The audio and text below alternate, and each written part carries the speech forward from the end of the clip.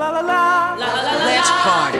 He taught me how. What's up, big pie? Hi, and welcome to The Blacklist. This week we'll be exploring the 90s, the decade that really brought black film and black directors to the forefront of cinema.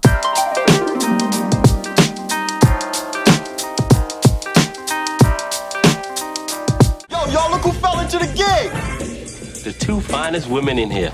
Okay, so where we're on our way to? The house party! It's not the 90s without a house party, and of course we're kicking off this era with the Kid and Play classic. Christopher Martin's play sets out to have the house party to end all house parties, while Christopher Reid's Kid, who's grounded after a fight at school, sneaks out to make the unmissable event. Everything from the bright coloured and baggy clothes to the high tops and the gold hoops makes this movie. And let's not forget that incredible dance battle set to Ain't My Type of Hype. House Party is a fun-filled watch that will have you busting the moves any chance you get. There ain't no party like a house party. Am I my brother's keeper? Yes, I am! Wesley Snipes delivers a badass performance as Nino Brown, a drug lord whose crew, Cash Money Brothers, not to be confused with Cash Money Records, Put some respect on my name. control the streets of Harlem.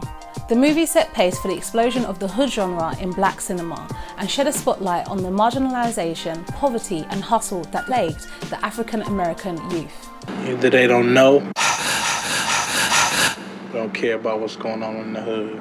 John Singleton's directorial debut, Boyz N the Hood, depicts the harsh realities of life in South Central LA. The movie draws much needed attention to the police intimidation, racism, substance abuse, drive-by shootings and looming gentrification in Crenshaw. Lawrence Fishburne, Cuba Gooding Jr. and NWA's Ice Cube all give amazing performances in this gritty coming-of-age drama. Let's party.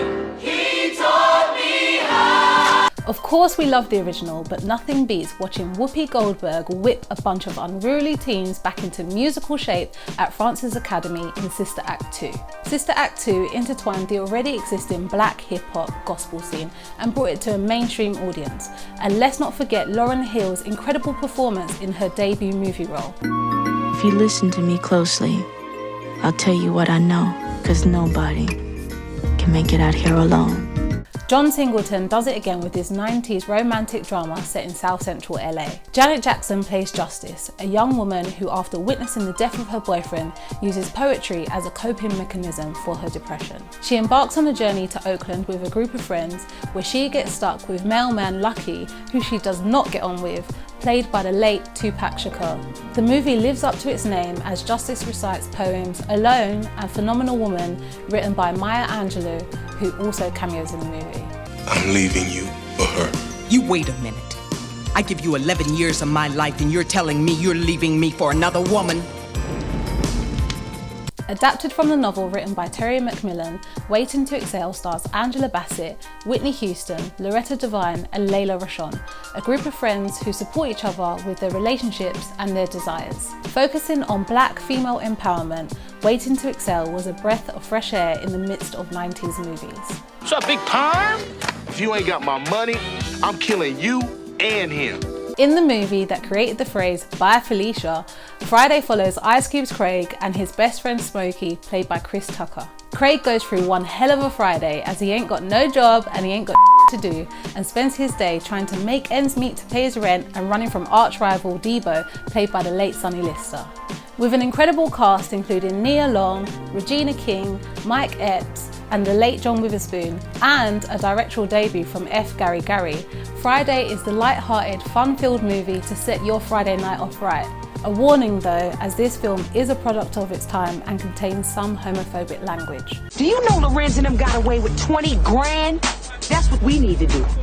Rob a bank. Before Ocean's 8, there was Set It Off, a film about 4 women who plan and execute a series of successful bank heists. Tired of their jobs and after one of the women's younger brothers was gunned down by police in a case of mistaken identity, the women carry out the robberies and hide the stolen loot in the air vent at work. Things don't go so smoothly as the employer and janitor Luther finds the stolen cash and hits the road. The ladies then decide to hit the downtown Federal Bank, but will they live to enjoy the fruits of their labour? So I hear you're a cradle robber. Yeah, how low did you go? Stella, played by Angela Bassett, jets off to Jamaica with her friend Delilah, played by Whoopi Goldberg, for some fun in the sun. There she meets Taye Diggs' Winston, and the pair of them end up having a fling. When the holiday romance is over, Stella returns to California and realises she has feelings for her Caribbean lover. This summery romantic comedy is a great break from the grey and gloom of the UK and is a must watch. Jordan has my book. Quentin has my book. So you read my book too? You dog. That book being around this weekend brought back some wild memories. Taye Diggs, Morris Chestnut, Harold Perrineau, Terrence Howard, Nia Long, Sana Lathan and Regina Hall get together in this all-star cast for the wedding of the century. The best man brings all the drama when a group of college friends realise that the book written by Lance's best man Harper reveals all the dirty secrets and affairs held by each person in the group. And that's our list from the 90s. Join us next week as we explore the best black movies from the 2000s.